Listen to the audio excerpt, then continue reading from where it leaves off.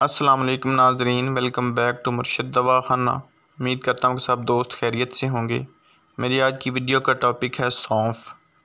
सौंफ अलाते बोल गुर्दे मसाने का वरम दूर करने के लिए बहुत मौसर होती है। इसे बाकायदा इस्तेमाल करते रहने से गुर्दे मसाने में पत्थरी नहीं बनती, और अगर बन भी गई हो तो इसके इस्तेमाल से पत्थरी खारिज हो जाती है। सौंफ दूध पिलाने वाली माँ के लिए भी बहुत मुफीद समझी जाती है। इसके इस्तेमाल से दूध की मिकदार बढ़ जाती है।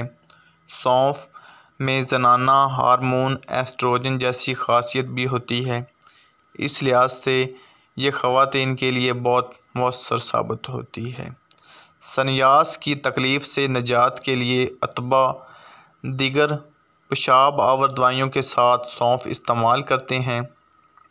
तिब्बी यूनान के हिसाब से मशहूर दवा शरबत बजूरी में सौंफ के बीज और इसकी जड़ी बूटियाँ वगैरह इस्तेमाल की जाती है।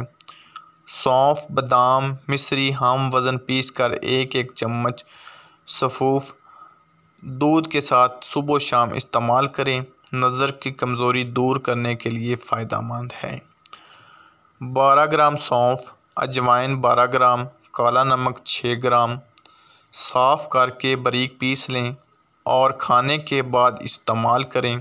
इसके इस्तेमाल से मैदा दुरुस्त हो जाता है, भूख बढ़ जाती है और खाना भी हज़म हो जाता है। 1 ग्राम सौंफ को आधे गिलास पानी में खूब घोट लें। इसमें शक्कर और सफ़ेद मिर्च का सफ़ूफ शामिल करके सुबह शाम पिएं। इससे सर के दर्द और चक्कर में अफाका होगा।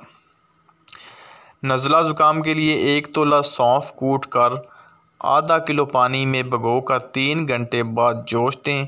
आधा पौ रह जाए तो चीनी मिलाकर सुबह शाम पिएं। दमा में 1 तोला सौंफ आधा सिर पानी में जोश दें। आधा रह जाए तो शहद मिलाकर पिएं। हर किस्म की खांसी में मुफीद है। 8 लौंग 2 किलो पानी का जोशांदा बनाएं। पाव भर रह जाए तो 2.5 तोला शक्कर मिलाकर छान कर गरम गरम पिलाएं और चादर ओढ़ दें। पसीना आकर बुखार उतर जाएगा। प्यारे दोस्तों, ये थी सौंफों के बारे में छोटी सी इन्फॉर्मेशन। अगर मेरी आज की वीडियो आपको पसंद आई हो तो मेरे चैनल मुर्शिद दवाखाना को ज़रूर सब्सक्राइब कर देना और अपनी दुआओं में याद रखना।